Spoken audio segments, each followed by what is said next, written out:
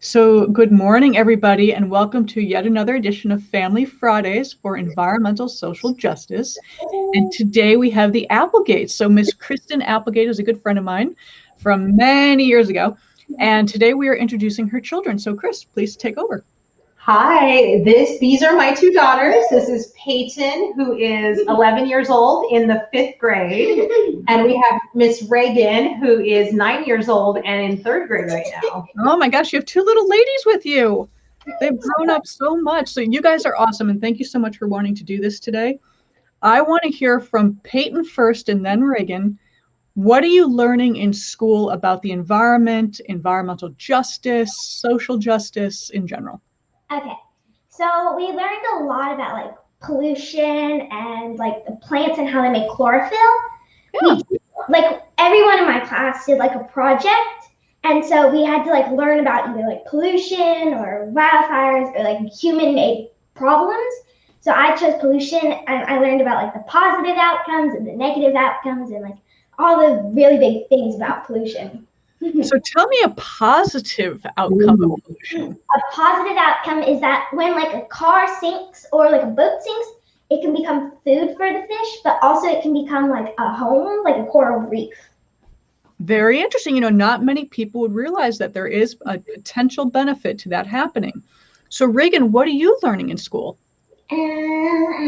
Sometimes like I've heard from things I've listened to that some people aren't treated equally, and the environment isn't treated equally either, because some people don't believe in other people, like who they are, like their beliefs, and some people don't really care about nature, but nature like helps us and gives us what we need.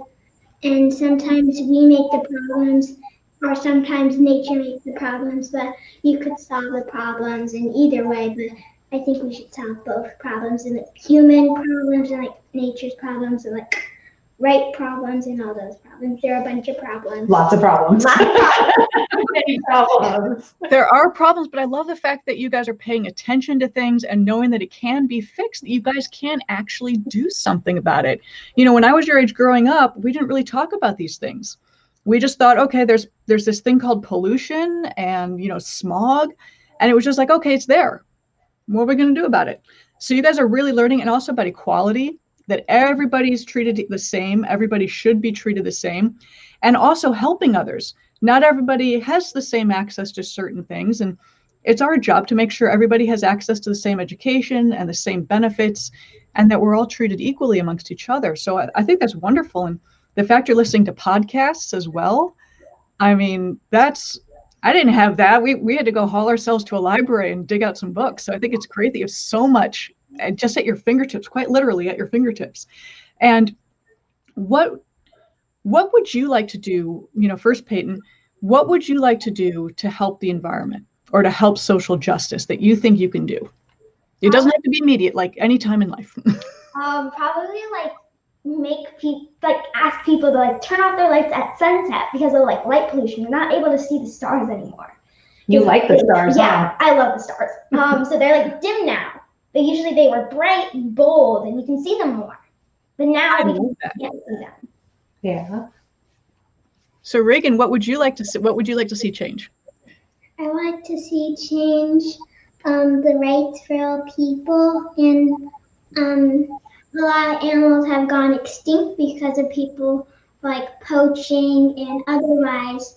But I want to change to stop poaching, and like people would not be allowed to be poaching, because elephants have been poached and their breeds have gone down, and white rhinos, we used to have them, now they're gone, they're out of the air, all we have is like bones and fossils, so they're a thing of the past. So I want poaching to stop, because sometimes it's just for their fur or for their meat or for their corn, so I want that to stop, so all the animals can like live healthy and like be safe, because some people are trying to stop it by putting something on that they would be able to protect the animals and give them a home that no one could like bother. They could only see.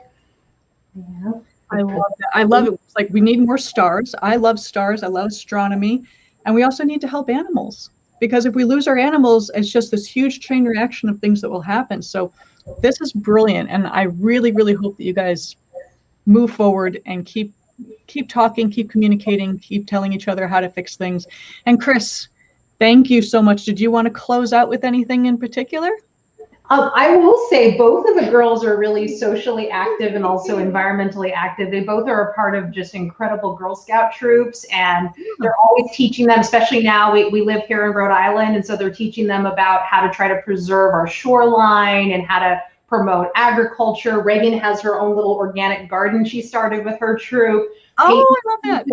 Is starting to go and actually sponsor some trails and actually add some fun things to encourage people to enjoy the trails on the island that we live on. So these two girls are doing a great job, and definitely they're living what they're hearing and talking about in school and on their podcast. So I'm so proud of them. That is so important. There's so many people out there that, love to talk about environmentalism, but then don't necessarily practice it. Now, I'm not saying that everyone's perfect. We all have our little hiccups that we run into. And that's why the tagline for this is no shaming, no blaming, and every little bit helps. Is we all try to do a little bit. And I love the fact you guys are starting so young. You're going to be leaps and bounds ahead of everybody.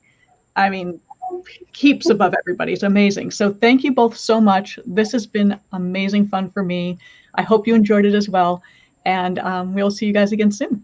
What do you say? Thank you. you. So Bye-bye.